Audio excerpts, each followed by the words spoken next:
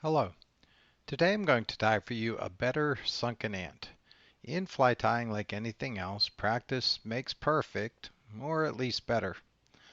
Now, you may recall that I've done a couple of glass and abdomen um, ants, sunken ants, and the first one involves some yarn, and I would kind of pad the back of the hook rather than wrap things around the hook because I didn't want to take up valuable space in the hook gap there.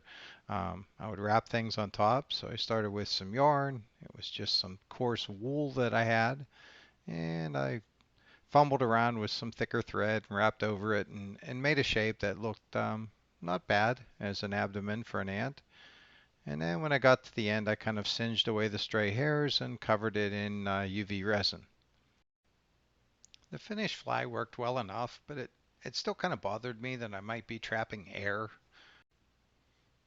Ignoring that for a minute, I briefly or for a short time experimented with singeing chenille, which is what I do for a dry fly version of an ant.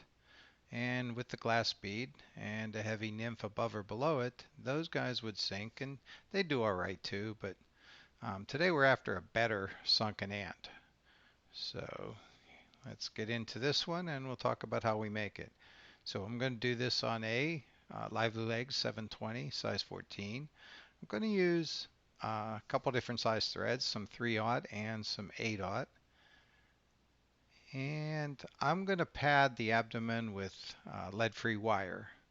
There's a little trick to that, and we'll see as we tie.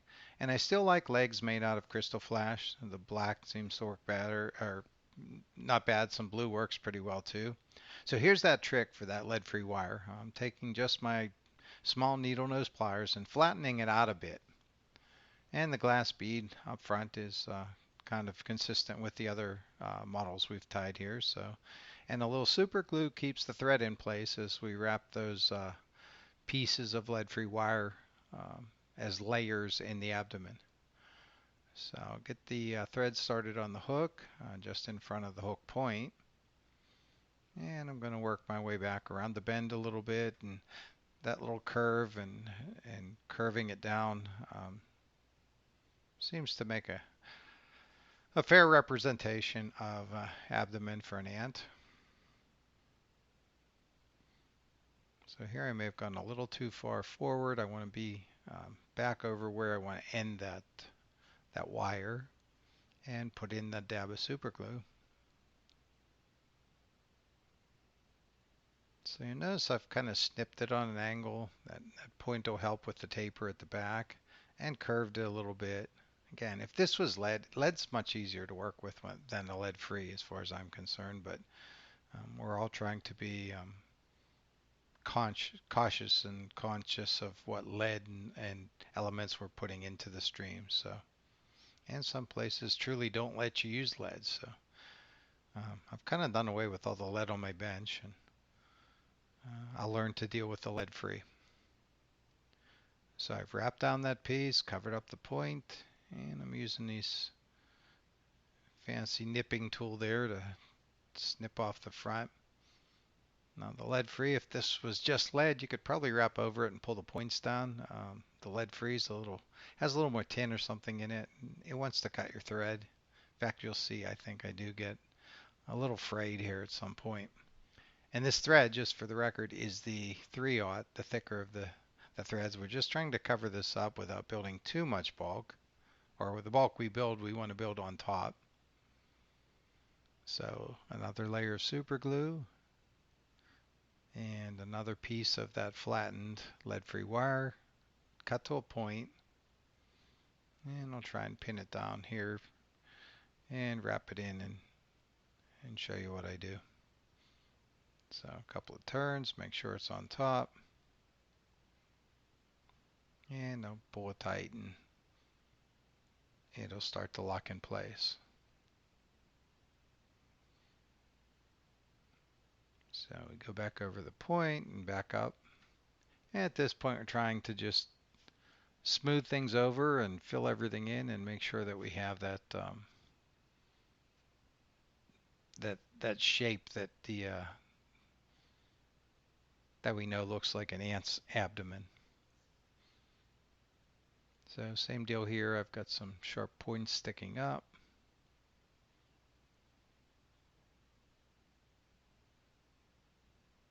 And I think you saw where that lead-free wire actually did cut a fiber or two. But we're going to glue all this down at the end, and I just kept wrapping. So you can see a couple of dips in there, and back over it to smooth things out. And I'm going to whip finish right here.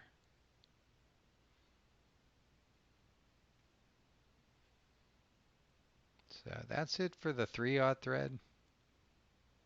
I'll snip, whip, 3-turn whip finish, and snip off the excess. And you can see, I kind of that was what we wanted. That humpy shape, that long elongated hump that is the abdomen.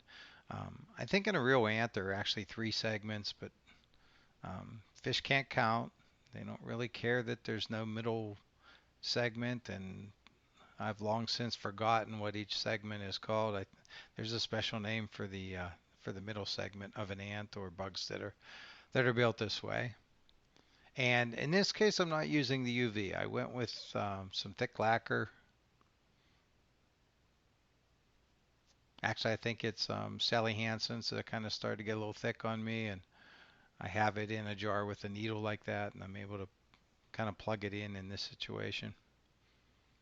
So we'll fade away and let this dry for a couple of minutes, and then now I'm starting the 8/0 thread. I guess we didn't fade away, so take my word for it. I did let it dry about 3 minutes in between. And I have the 8/0 there, and I'm going to come back up to the front a couple of times just to generate that taper that holds that glass bead in the front. And I saw a low spot here, so I went ahead and used the 8/0 to fill it in. And we'll park our thread right in the middle. And I think one of the things that this is important too is that we're going to keep this thin. So here I'm showing that Krystal Flash. I have 1 strand, and I kind of made a figure 8 out of it, so I have 3 strands on each side. And I adjusted my grip, gave it a little twist, and I'm going to cross over that and tie it on top. And it only takes about, we're going to glue this, so about 2 wraps in each direction just to kind of hold those pieces in place. So I'll come back over, pass the bobbin around, and get a couple of wraps in the other direction.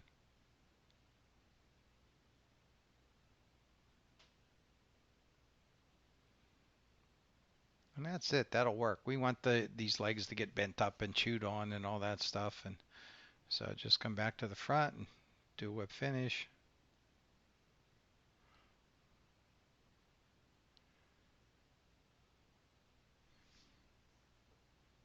And these flies, and you can do them in stages. You know, make a bunch, just put a bead on first, come back, have your maybe even a couple of pieces of that lead-free wire snipped to a point and ready to pick up and tie down over the abdomen. Get them up to that point, maybe throw some glue on them there and uh, line them up in a cork or something. And then you can mass produce these pretty quickly, even though we're using the Sally Hansen's and have to wait a few minutes in between for it to dry. And again, I would have done the UV, but if you do UV all the time, then it gives the impression that it's the only way to do it.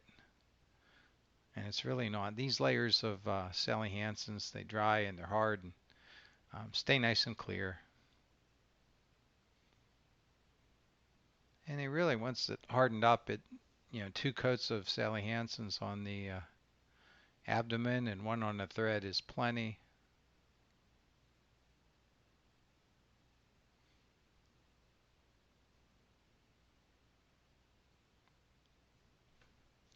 So I like the looks of that. Now we'll come in and we'll snip the legs, probably the length of the hook shank.